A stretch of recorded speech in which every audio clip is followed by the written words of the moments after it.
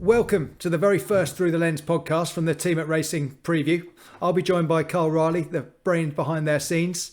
He'll go into a bit more detail about their RPA system, their speed figures, their 10-year trends with a specific focus on the upcoming action from York and a really amazing 4 days of racing action. Afternoon, Karl. How are you doing? Hi, Tom. Yeah, in really good form. How are you? Yeah, well, thank you. Enjoyed the racing action at the weekend, and particularly noteworthy, I thought, was the success of the Racing Preview team over the last week or so. I noted down 4 winners across the few days. Voltigeur on debut, Nell Quickly, Create Belief, won well over in Ireland, and particularly noteworthy, I thought, was Aratus at Newbury at the weekend. Potentially the type for a really nice handicap or even listed class or better later in the season. Yeah, absolutely, Tom. Really taken with Aratus on Saturday. He kind of first dip into handicap company off a mark of 94, and he won really well. What was really taking Tom was the way he settled and the way he travelled. He'd looked a bit headstrong before that, but he got into a really nice rhythm under Adam Kirby. And he was kind of put into the race, I think, about 2 out, and he pretty much put it to bed really quickly. What was also interesting, Tom, is we're pretty sure that the second horse, filly of Ed Walker's, Sunset Bay, is really well rated. I think they like her a lot. Holly Doyle's another one who kind of mentioned how nice she thinks she is. They believe she's kind of black type, kind of level. So I think if Aratus probably running off about 100 now, Tom, maybe. But if they don't look at the handicap route, I think he may be ready for a listed kind of status step up. So, yeah, really taken with him. Voltigeur, I'd urge anybody to kind of look at the video form from Nottingham last Friday. Classic debutant from the William Haggis stable. Kind of did everything wrong on debut, but still managed to win and win well. Beat a decent yardstick in second, so it looks decent level of form. She's definitely one for the tracker, Tom. And Create Belief, we're a big fan of Create Belief here at Racing Preview. We kind of spotted her on Irish 2000 Guineas Day, where she ran to a really good time figure that was quite comparable to the Irish 2000 Guineas and absolutely more than comparable to the Irish 1000 Guineas the next day. That kind of transpired into the Sandringham Stakes, where we were kind of loading up the saddlebags a little bit, if we're honest, and she won well there, and she looked very progressive on Thursday on ground that was officially good to yielding, which we think she's absolutely a soft ground filly, Tom, and that's a preferred ground. So kind of Group 1 entered in the Matron Stakes at Irish Champions Weekend and also the Sun Chariot. And if she gets soft ground there, Tom, she could easily put it up to the Group 1 level kind of competition there. Very progressive, really like Create Belief. Excellent. Well, we won't dwell on past successes. We'll move on to the fabulous racing from the Knavesmire from Wednesday onwards, headlined by 3 Group 1 races and Europe's richest flat handicap, the Sky Bet Ebor. I think the weather looks set pretty fair, maybe a little bit of rain around tomorrow, and then possibly a few showers on Saturday morning, but shouldn't be anything too major. This first podcast, we're going to look at the racing on the first 2 days. So kicking off with day 1, Wednesday, and the Juddmonte International seems the perfect starting point at 3:35. Looking at your 10-year trends, Karl, I see only 4 SP favourites have won in the last 10 years and only 4 3-year-olds in the same period. I know when we were chatting beforehand, St Mark's Basilica was an odds-on favourite and likely to get only hotter as an odds-on favourite. And until the bombshell this morning from Aidan O'Brien's team that he's out with an infection and is replaced by Love, who is diverted from taking on stablemate Snowfall on later on in the week. So I guess the obvious starting point is the King George and their respective runs behind Derby winner Adayar, Mishriff in second, Love in third. What was the Racing Previews take from that race? What was your analysis of that, and what do you think of the chances of maybe Love turning that form around with Mishriff? I think the first thing to say, Tom, was that the King George, and an obvious thing to say, was a very good race. We've got ADR running to a speed rating of 83, which is very, very kind of competitive. He'd run to 79 when he won the Derby, so it suggests he may even have improved, and he even have improved, Tom, for the ground. But I think we also saw Mishriff perform a lot better than he did in the Eclipse. I'm not sure he really ran to his rating in the Eclipse, and John Gosling had made the point that maybe, just maybe, he'd left him a little bit short in that race after his kind of, early season kind of exploits. And we're not sure that Ade ever ran to his rating either. So the Eclipse was quite a slow race, and particularly in comparison to the King George. So I think we see a better Mishriff, and I think we'll see a much better Mishriff this week. Whether Love can turn that round over 1 mile 2, maybe. Ground will certainly be in her favour as long as there's not too much rain. We know she's a good ground filly. I certainly wouldn't put her past her turning it round. But I'd be pretty much a fan of Mishriff, personally speaking. And I think he's going to take some beating on Wednesday now, Tom. Yeah, no, I tend to agree. I think he's got it all in his favour regarding ground and trip. I mean, there's some other interesting horses. I know we suggested that 3-year-olds don't have a fabulous record necessarily, but it's worth touching on the likes of Alcohol Free and Mohafeth. What are their chances? Well, again, ground dependent. Mohafeth, for me, as long as the ground's good to firm. I think he was I think they got the tactics wrong maybe last time at York. I think they've admitted that, Connections admitted that. I think they kind of sat out the ground a little bit too much. So I think you may see him ridden a bit more prominently this time. So he's got every chance of improving on that. Albeit he's still got to turn around with the likes of Juan Elcano in that race. As for Alcohol Free, well, she's a real conundrum, isn't she? I think a lot of us at the start of the season questioned whether she'd actually stay a mile. She stays that clearly very well. I think the big question mark for me and for us at Racing Preview is the ground, really, Tom. We have a very firm view that she's a much better filly on softer ground. So the conundrum really between that and kind of the distance now is if you get soft ground, it may tax her stamina, but we think she's better in soft ground. I mean, based on the ratings and the official ratings, Tom, she's right in the mix. And if she does stay, she will be a threat to all. But I just think with the doubts around the trip and the ground, I think it may be a big ask for me, albeit it's a watch and brief on that particular filly. And I think Mohafeth might be better suited to both the trip and ground for me. So I think potentially we're both agreed on that. Mishriff, the likely winner, albeit a fairly boring selection, and Mohafeth possibly the danger, given the race didn't quite pan out perfectly for him last time. Yeah, absolutely. And a complete left field shout, really, Tom, is Juan Elcano. We've got him kind of running to a pretty exceptional rating at Royal Ascot when he, I think he took the Wolferton Stakes. He ran to a figure of 86, which is kind of the second best figure we've given any horse this season so far. And then he kind of backed that up well at York. Now, we know he's had a kind of wind operation before Royal Ascot, so maybe that's helped him. He definitely prefers good to firm ground. And at a big price, Tom, it's kind of probably only each way 1-2, but at a big price, he could just kind of surprise a few on Wednesday. Just a shame we don't have 8 runners, isn't it? Otherwise we could get stuck into the 33-1. Moving on to the 3 o'clock, the Great Voltigeur.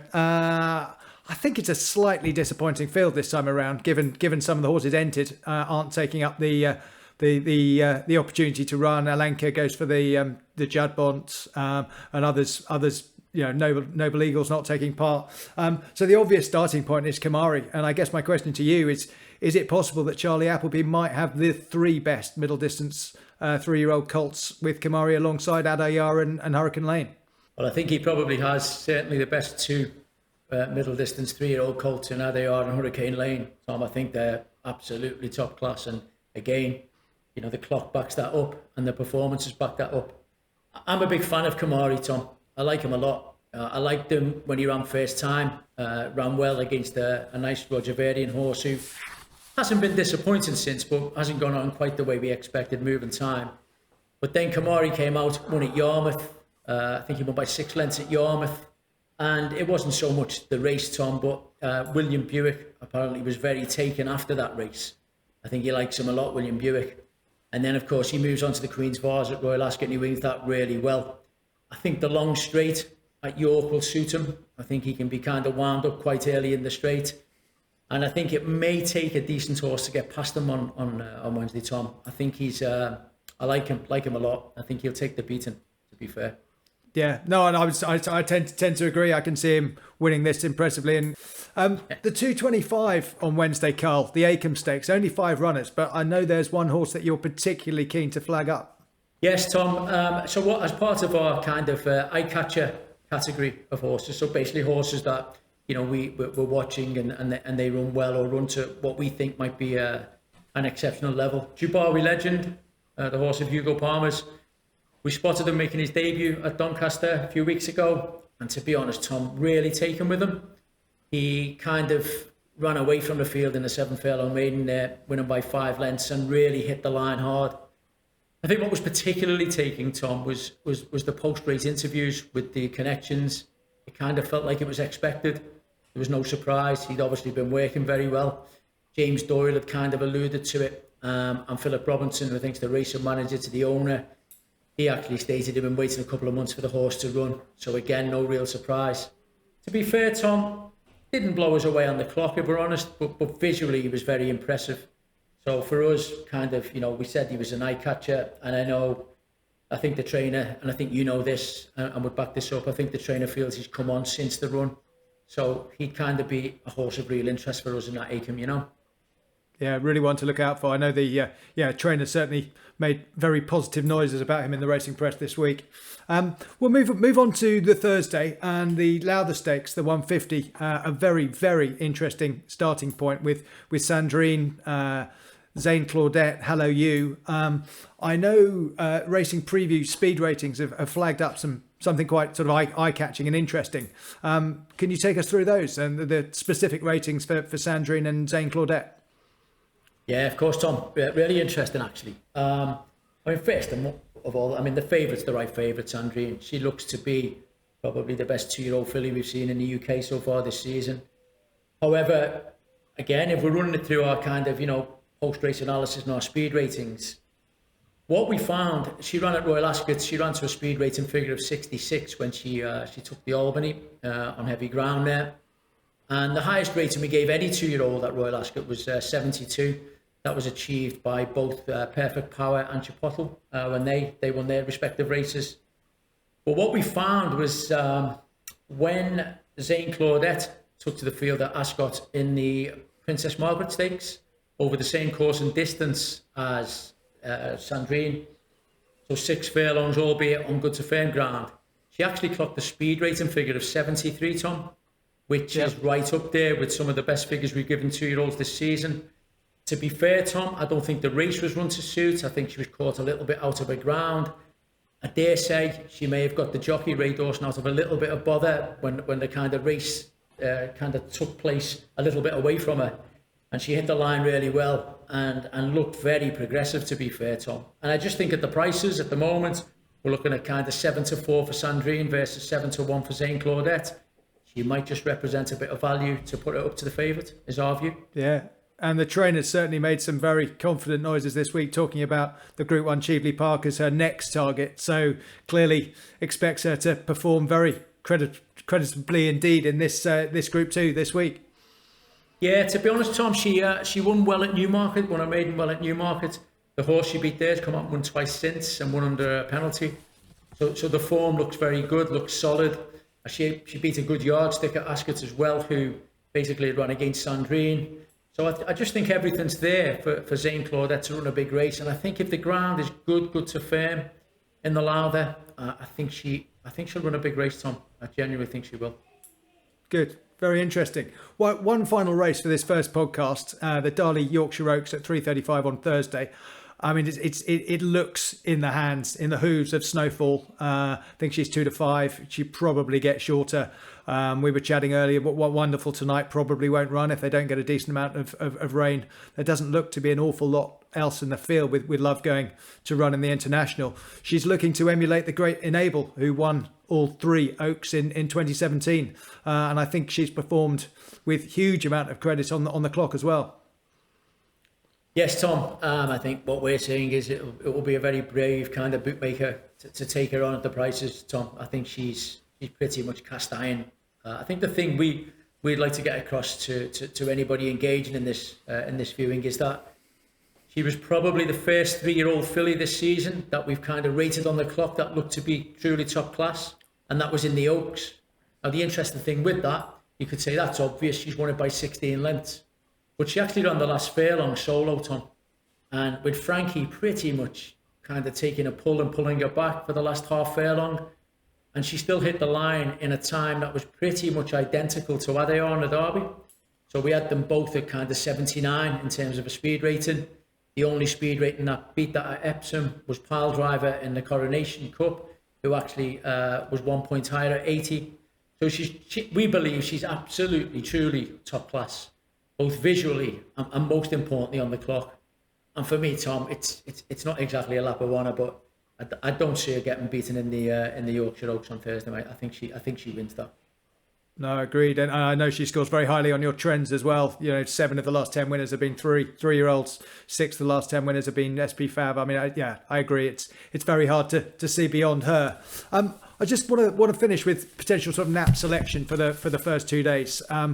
As you know, Karl, I tend to like a bit more juice in my prices with my betting. I'm going to go to the Clipper Logistics Handicap at 3 p.m. on Thursday.